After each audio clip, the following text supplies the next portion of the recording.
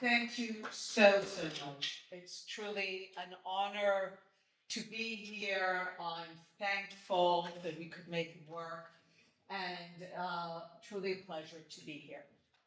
So I have to share with you that I think there are few places that I would be more honored to speak in than the Faculty of Law in the University of Vienna. And the reason is that one of my favorite people of all time came to study here many years ago, moving from Budapest to Vienna, thinking he will be a fabulous playwright in the German language. His name, of course, is Theodor Herzl. You know him as the visionary of the modern state of Israel. As I'm sure you know, that was not his life plan. He wanted to be a Viennese German playwright. So today I had a few hours and I went to the Leopold Museum to look at the exhibition of Vienna in the 1900s, and they had a wall there of Vienna's intellectual heyday. And when I tell people, when I give a talk about the history of the modern state of Israel, the history of Zionism, I always tell people there are few better places and times to live than Vienna at the end of the 19th century. If you were going to choose anywhere, any time to live, Vienna at the end of the 19th century is certainly one of those places. And you look at that wall in the Leopold Museum, and everything from how we think about chemistry and physics and literature and psychology and the arts to the present day, those ideas were hatched at the cafes of Vienna. So at this moment, when Vienna experiences its intellectual heyday, where to be Jewish was to be Viennese, where much of Vienna is Jewish, much of what it means to be Jewish is Vienna. At that moment, Herzl goes to study law. He is accepted to one of the most prestigious fencing clubs, Albia. As far as he's concerned, he's done. He's made it. This is the moment of belonging, of emancipation, of being in. And at that moment, among his colleagues, among the educated, among the elites, among the students of the Faculty of Law in Vienna, he sees the rise of this new old ideology of anti-Semitism. And amazingly, Herzl realizes before everyone where this is going to lead. And this requires a particular kind of genius to look at the most successful moment and place in Jewish modern history and to say, this is heading for disaster. And often when I give talks to young people, what I struggle with is to let them know that anti-Semitism at the end of the 19th century was a respectable ideology. One of the biggest problems I have with young people, especially in the West, is that they are so smug. They believe that they would see it coming from a mile away. They are too smart, too educated, too knowledgeable to ever fall for it, not realizing that they are falling for it as we speak. So they don't realize that at the time, at the end of the 19th century here, anti-Semitism was respectable. It was in books. The educated, the elites, they held those views. And that mattered. Because nothing bad can happen unless the educated people believe in it. And what we're seeing, I want to argue, is that we are experiencing right now a similar moment in the West, when Jewish belonging is at its highest, when to be American is to be Jewish is to be American, that so much what is considered Western and American culture has been shaped by Jews. At this moment, to see that something sinister is brewing, and I would even make the claim that it has nothing to do with Israel and nothing to do with Palestinians. What is being created is a 360 environment that brings back one of the most ancient and most dangerous ideas, generally, but certainly when it comes to Jews. The idea that the world would be a far better place without the collective Jew. And I'll explain how that is being built and why universities, media, international organizations are the foundation stones of building that worldview. I want to give an acknowledgement to Tsarist Russia and the Soviet Union. I say that they do not get enough credit for their contribution of taking Jew hate global. They should get a lot of credit. As I'm sure you know, Tsarist Russia literally wrote the book, right? The Protocols of the Elders of Zion, claiming to be the protocols of the First Zionist Congress. Now, today, anyone can publish a book, no big deal. But imagine 120 years ago, a book was a serious thing. So imagine to see all these lies and libels that were floating around appear in a book. That's serious. That's respectable. It's a book. It's no coincidence that this book has never been out of print and is available in every language in the world. But certainly in my region, in the Arab world, this is not considered a forgery. I've been told by diplomats, Western diplomats, that they get this book as a gift from their Arab colleagues so that they will know what's really going on. So Tsarist Russia literally writes the book on anti-Semitism. Nazi Germany didn't invent much. They pretty much used those ideas very effectively, but really didn't create them. So, as I say, Hitler gave anti-Semitism a bad name, and now the Soviet Union, as heir to the Tsarist Russia, is stuck. First of all, they were officially against Tsarist Russia, so they were officially, people like Lenin, they were against anti-Semitism. But now they even did better. They just defeated the Nazis. You don't get to be more anti-Semitic than having just defeated the Nazis. So, now they create something else. They create anti-Zionism as its respectable mask. And now, it's not just a book. It's an entire academic discipline where people write essays and they reference each other. And I'm sure if you're in academia, at one point there's so many cross-references, you can't know that all of this is a bunch of libels. It becomes respectable. And it gets exported through left-wing Marxist circles to Western academia, from there to the Anglo-academia where it flourishes today. And what the Soviets have created is ingenious. They're smart, to their credit. And what they've created is something simple and effective. I've come to call it the placard strategy, because you see it in anti-Israel placards, maybe here in your streets. The placards are very simple. They're visually powerful. They're built like equations. They say Israel, Zionism, sometimes they just draw a Star of David. Then there will be an equation sign.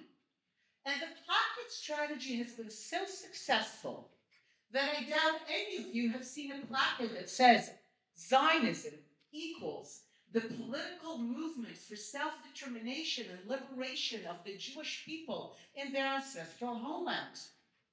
It's a long placard, but it would be the only accurate. But the placard strategy has been so successful that I bet you all know what's on the other side of the equation sign. Israel, Zionism, Star of David equals imperialism, colonialism, racism, apartheid. Then it will escalate. Ethnic cleansing, Nazism, genocide, Holocaust. If you happen to be an American in 2020, suddenly it will say Zionism equals white supremacy. This gives you a clue to how the placard strategy works.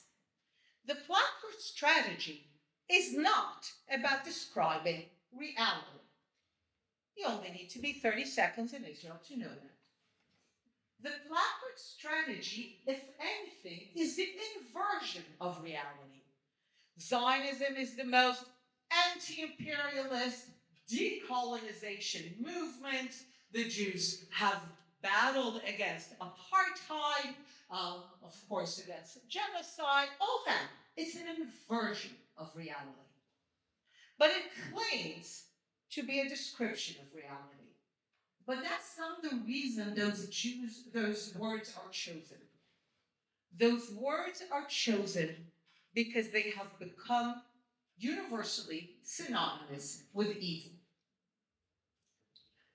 And this is why all of a sudden in 2020 in America, when white supremacy rises to become the evil of the moment, based on the Black Lives Matter moment, then suddenly white supremacy with exactly zero logic appears next to the word Zionism.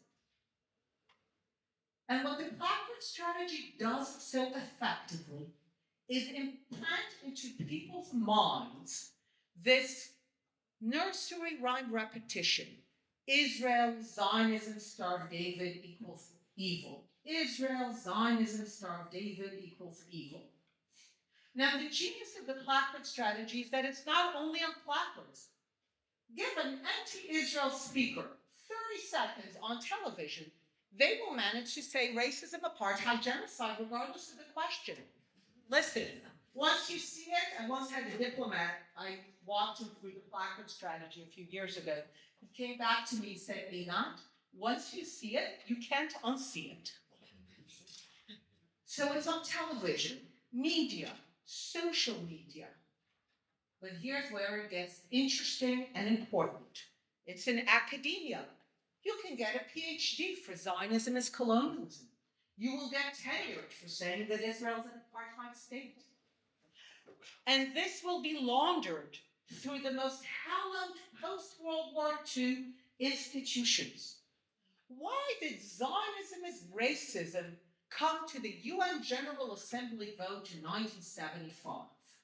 This is literally a placard strategy resolution. It's one of the shortest resolutions of the UN. We are hereby resolved that Zionism is a form of racism. Why? What happened in 1975? Did they sit and think and research and say, okay, we've come to the conclusion that Zionism is racism, let the UN General Assembly decide? No. What happens is two major developments. One, the UN moves to be a place of many, many countries. When Israel, the partition resolution passes in the UN General Assembly in 1947, there are 51 countries. Today there are 200.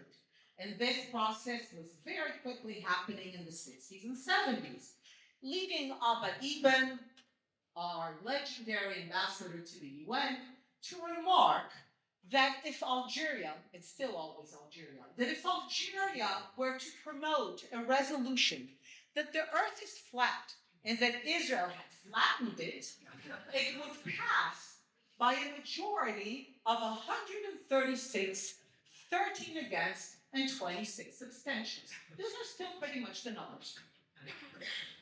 So the UN General Assembly becomes a place that you can literally pass any vote you want, certainly against Israel. And earlier, the UN General Assembly resolved that racism is bad, that it's going to fight racism. So if everyone agrees that racism is bad, next step is Let's stick racism next to Zionism. So that is the process. First, something becomes acknowledged as a universal evil, then you put it on the Platinum strategy. And you launder it through international institutions, which, despite my best efforts, still retain the halo of their foundational principles. You know, there's this body called the UN Human Rights Commission. You're hearing those 5 words, the United Nations Human Rights Commission. You imagine some elderly men and women sitting around a table thinking how to better the situation of human rights in the world. You are not thinking Libya, Qatar, China. Well, that's the UN Human Rights Commission. And they are obsessed with Israel. They have a permanent element to always discuss Israel, the only country, and they issue constant reports and resolutions against Israel. But nobody knows that. So people hear the UN Human Rights Commission said this. This must be true. This must be serious. This is respectable. Taking the case of genocide to the International Court of Justice. Nobody cares what they rule. There was an interview with the woman who was in charge of judges or something, and she said, look, we didn't say that Israel's committing genocide. Who cares? If you can say genocide, International Court of Justice, you're done. Now it's respectable. Now every educated person can believe that what they're saying is serious, is true. So launder it through the UN, through the ICC, through the ICJ, the absolute same playbook. Now, why is it so important to launder it through academia, through so-called human rights organization, through the UN? Recently, I saw a video with a former Soviet operative who talked about how you create mass manipulation. He talked about repetition. He talked about that. He talked about visual symbols. The Platinum strategy is very visually simple and powerful. He talked about emotions. But what I found most interesting is he had the following phrase. He said, prestige paralyzes judgment. Prestige paralyzes judgment. Now, for years, I talked about how important respectability was to the strategy of inserting this idea. But when he said it, I was like, bingo. Prestige paralyzes judgment. If Columbia says something, if Harvard says something, if the UN letter says something, well, prestige paralyzes judgment. And this is how you get your elites, your most educated, to get behind this. So for now, we've been subjected to decades of Israel, Zionism, Star David equals evil, mounting and mounting and mounting. And on October 7th, a new placard appeared. I follow these placards for 20 years, which is why I can speak various changes, such as white supremacy in America in 2020. A new placard appeared. And the placard says the following: keep the world clean. And it had an image of a Star of David or a flag of Israel in a trash bin. When I saw that, I said, this is it. We are reaching the culmination, the final station of this strategy.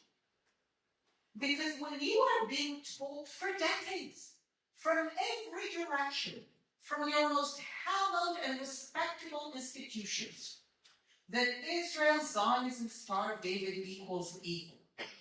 Well then, what do you do with evil? Do you negotiate with evil? Do you reach a two-state solution with evil? You eradicate evil.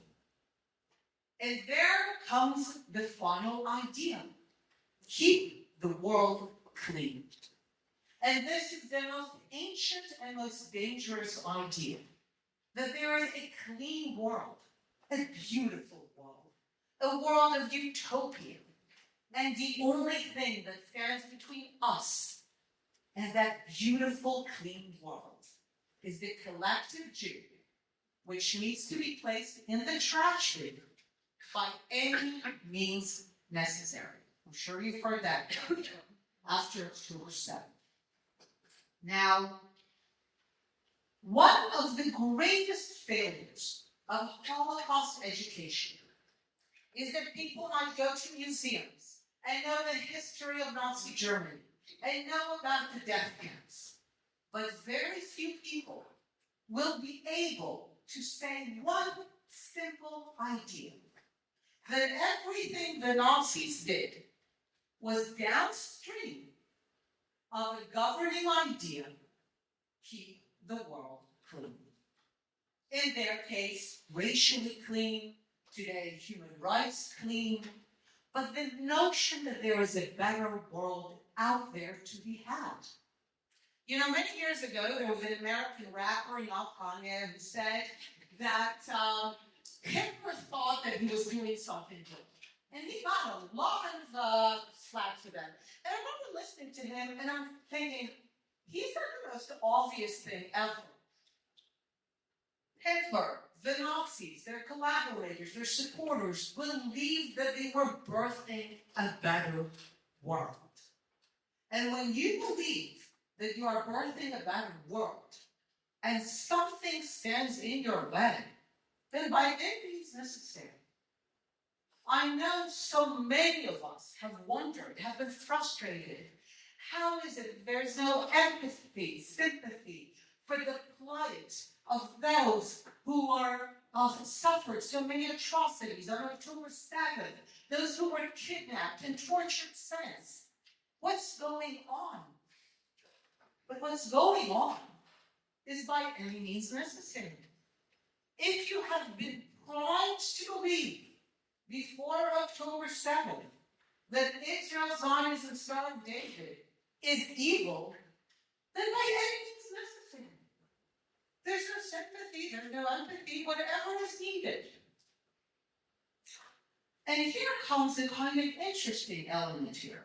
So if you've noticed, everything I said up until now has nothing to do with Israel. It took me a really, really long time to be able to understand that myself. Because they're saying Zionism and Israel are doing all those things, so you're thinking it's a discussion about Israel, the conflict.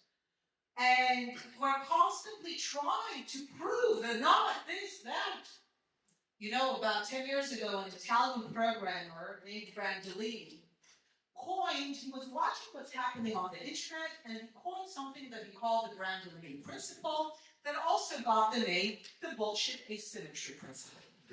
And what the principle says is this, that the amount of effort required to refute bullshit is at least an order of magnitude greater than the amount of effort required to create.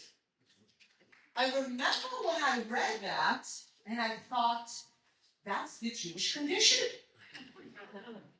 I almost began to think of it as a Jewish tax. This is how they keep us busy.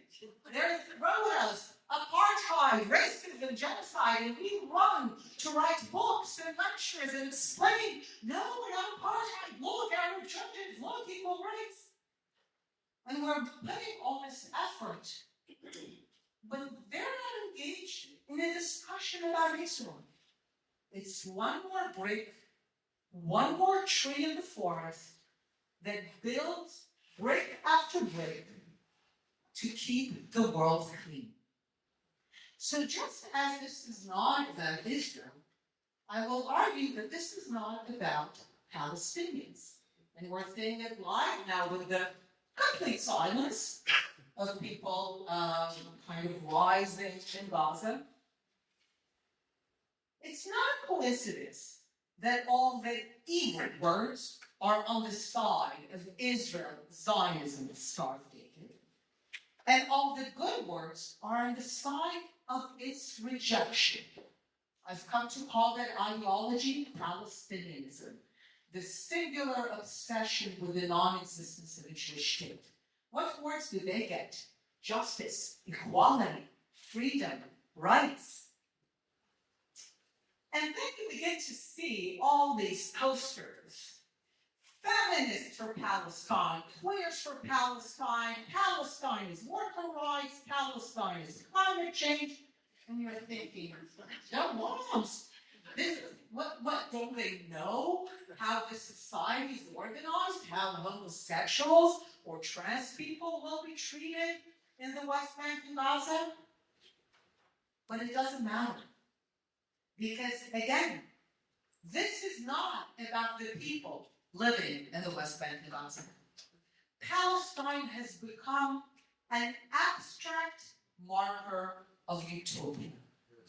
And this sounds weird, but this is what it is. Someone recently said in an interview that the Palestinian flag has become the new red flag.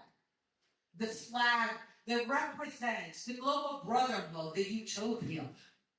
So if you understand that Palestine has become the global abstract marker of utopia, then queers for Palestine and trans for Palestine and Palestine is climate change makes sense.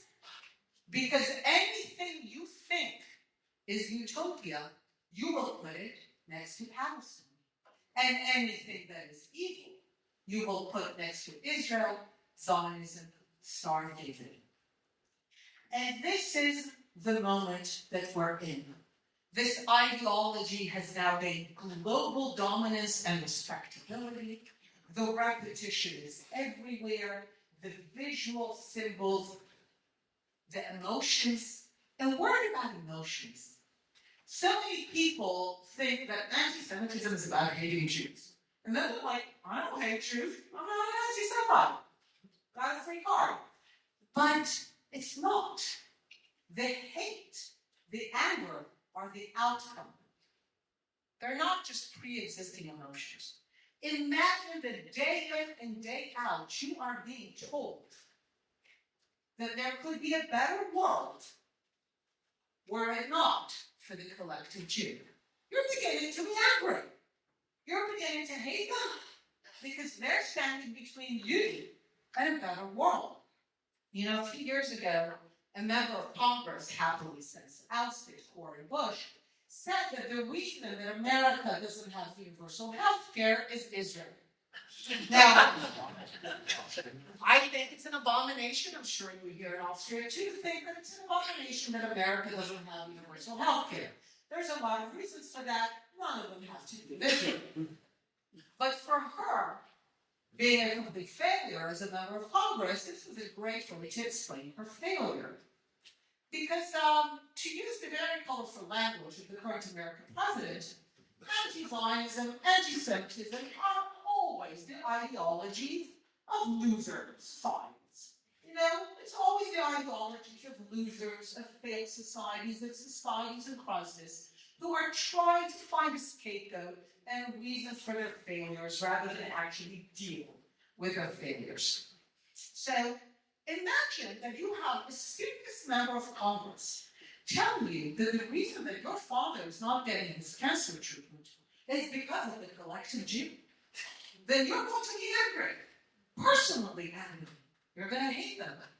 So the issues of hatred, anger, those emotions that are part of mass manipulation, they don't float in the air. They're the outcome of this constant repetition that the world could be a better place. So how do we get out of this?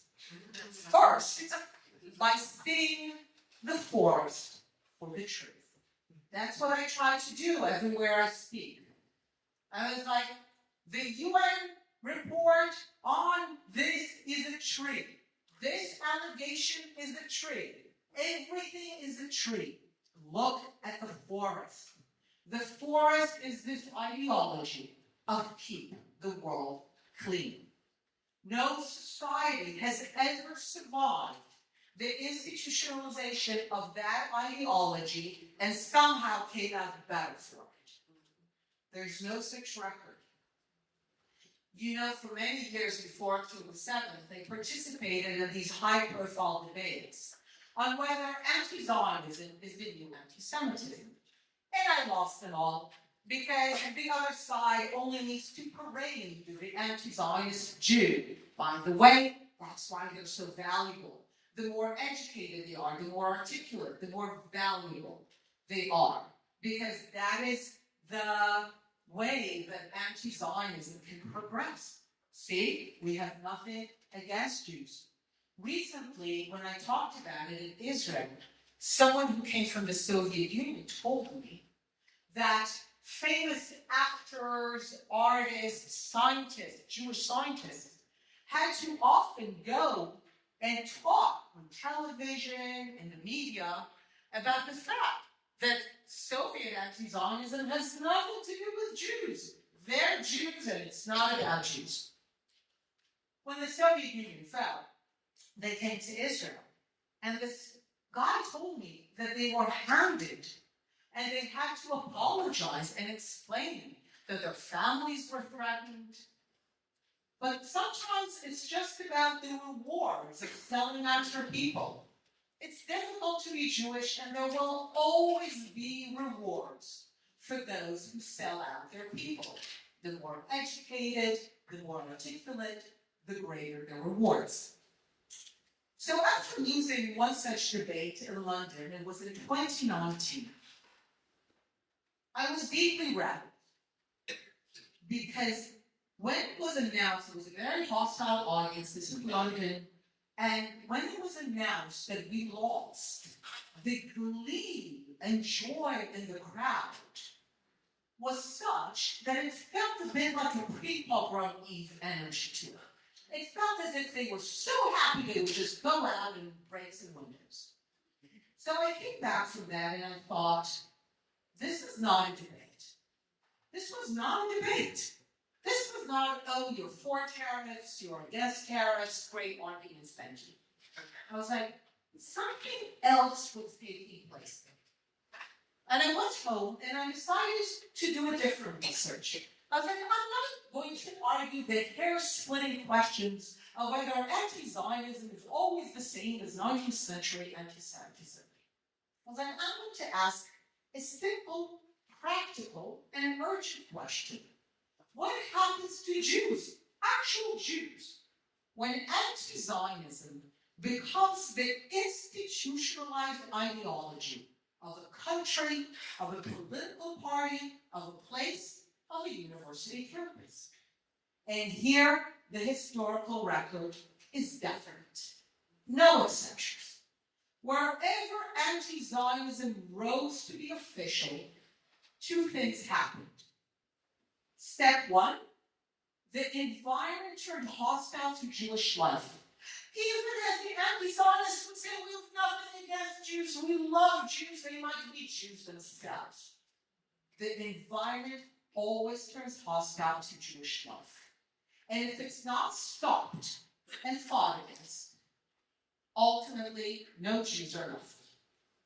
Now, I sometimes feel the need to clarify and lighten the mood a bit here. When I say no Jews are left, I mean collectively. The Jewish community of Venezuela is gone, but they're very happy in Miami. And the Jewish community of Iran to today claims to love Jews, has nothing against Jews. But the remarkable Jewish community of Iran is in the way.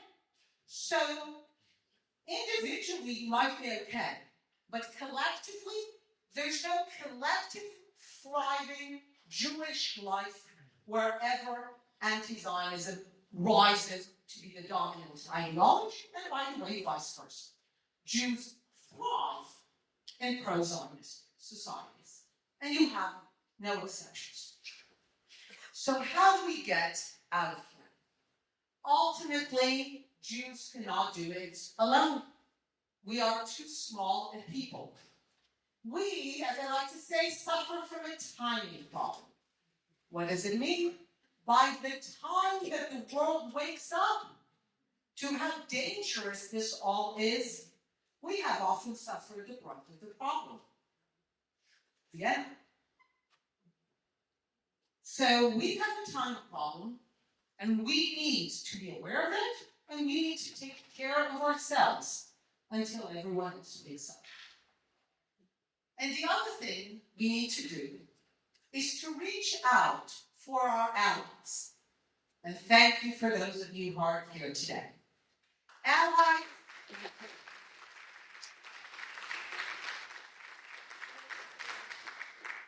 We need to help our allies see the forest for the trees. We need to let them know how dangerous this all is. That there's no society, clearly that the Jews emerged better for it, and that the society emerged better for it. And that the sooner we put a stop to it, the better.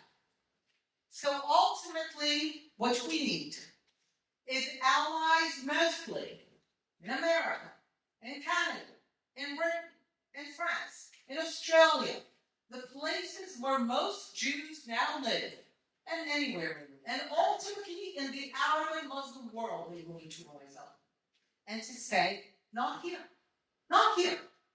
We will not let this ideology dominate America, dominate Canada, dominate France or Britain or Australia. Ultimately, non-Jews have to stand up and say, not here. This is what's going on, and we, until that happens, will need to take care of ourselves. Thank you.